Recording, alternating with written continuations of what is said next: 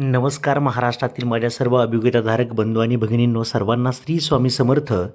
पवित्र पोर्टल शिक्षक भरती 2025-26 टेट परीक्षा 3 आणि या टेट परीक्षेची त्या ठिकाणी पदसंख्या आपण जर पाहिलं तर विविध जिल्हा परिषद असेल, नपा असेल, मनपा असेल, त्याच पद्धतीने नगर परिषद, नगरपंचायत यांना जागा अपलोड करण्याचे आदेश दिल्याचं आपल्याला पाहायला मिळतं. एकंदरीत जर पाहिलं तर 15 जूनपर्यंत साधारणतः ह्या जागा अपलोड करा असे आदेशित केल्याचं आपल्याला पाहायला मिळते आणि त्या संदर्भात विविध पत्र त्या ठिकाणी निघाल्याचं आपल्याला पाहायला मिळते. आपण जर पाहिलं तर या ठिकाणी उपायुक्त, नगर परिषद, प्रशासन संचालनालय यांचं हे पत्र अतिशय महत्त्वाचं पत्र त्या ठिकाणी आपण जर पाहिलं तर प्रति जिल्हा सह आयुक्त, नगरपालिका प्रशासन शाखा, जिल्हाधिकारी कार्यालय सर्वच्या सर्व जिल्हाधिकारी कार्यालय यांना या ठिकाणी आदेशित करण्यात आलेलं आहे.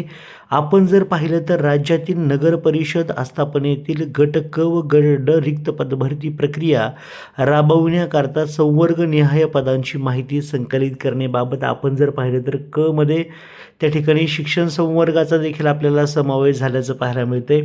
या ठिकाणी आपण जर विचार केला तर उपरोक्त विषयाच्या अनुषंगाने माननीय आयुक्त तथा संचालक यांचे अध्यक्षतेखाली व्हिडिओ कॉन्फरन्सिंग फिसीद्वारे आढावा बैठकीचे आयोजन करण्यात येणार आहे. सदर बैठकीमध्ये राज्यातील नगर परिषद आस्थापनेवरील गट क व गट ड रिक्त पदभरती प्रक्रिया राबवण्याबाबत सविस्तर आढावा घेण्यात येणार आहे.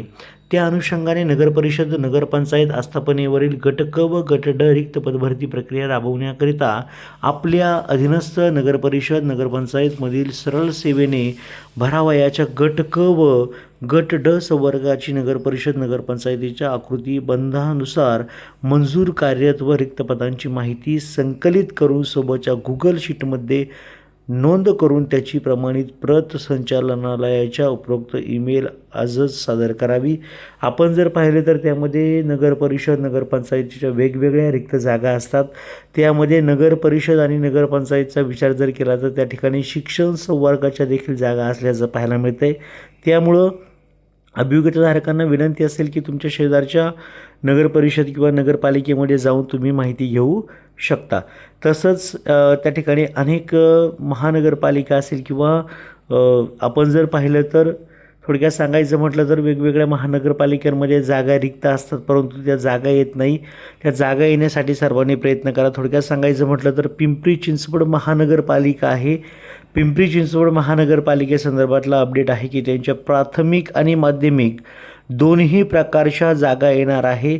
प्राथमिकचा विचार जर केला तर साधारणतः 150 जागा रिक्त असल्याचं पाहायला मिळते. सध्या तरी 150च्या जवळपास जागा येतील आणि माध्यमिकचा विचार केला तर साधारणतः 50 जागांच्या जवळपास जागा असल्याचं समजतंय. त्यामध्ये वाढही होऊ शकते जर प्रयत्न केले तर. त्यामुळं लवकरात लवकर ज्यांना शक्य आहे त्यांनी नक्कीच प्रयत्न करणं आवश्यक आहे. अशा पद्धतीने हा महत्त्वाचा GR आपल्याला पाहायला मिळतोय. लवकरात लवकर ही भरती व्हावी आणि या भरतीमधून तुमच्या सर्वांचं काम व्हावं यासाठी सर्वांना खूप खूप अशा शुभेच्छा. All the best. Thank you so much.